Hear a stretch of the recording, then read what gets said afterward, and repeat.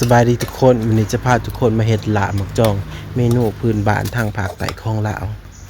ก่อนอื่นหมดก็ให้นำเอาหมักจองแห้งไปล้างน้ำแล้วก็มาใส่น้ำสะอาดประมาณ1-2 ชั่วโมงเมื่อหมักจองเฮาบ้านแล้วเฮาก็เก็บเปลือกแล้วก็แกะในออกพร้อมทั้งเศษใหญ่อยู่ในเนื้อหมักจองผักที่เราจะใส่ก็จะมีมะเขือถั่วฝักยาวถ้าไผที่มักแข็งหรือว่ามะเขือพวงก็ใส่ได้เด้อทุกคนและหมากลีนไม้แต่ว่าเฮาบ่มีมื้อนี้เฮาเลยบ่ได้ใส่ถ้าไผมักหัวชิงไข่สามารถซอยหัวชิงไข่ใส่เลยก็ได้เด้อทุกคนส่วนตัวแล้วเฮาบ่มักเฮาก็เลยบ่ได้ใส่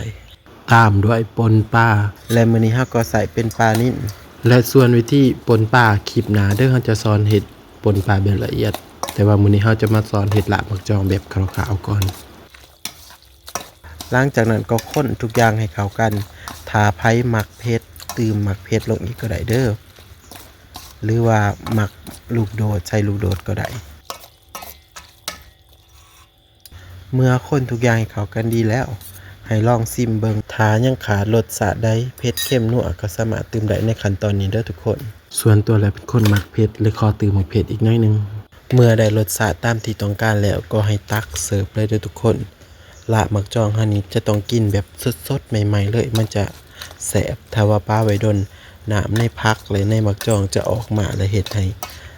ลาบหมักจองของเฮานี้คายเครื่องจะบ่แซ่บและนี่ก็คือหน้าตาของลาบหมักจองของเฮาเป็นตาแซ่บแห้งทุกคนลาบหมักจองอาหารพื้นบ้านภาคใต้ของลาวแซ่บแถมยังเป็นของแพงอีกหมักจองแห้งโลนึง5-6 แสนไปได้ทุกคน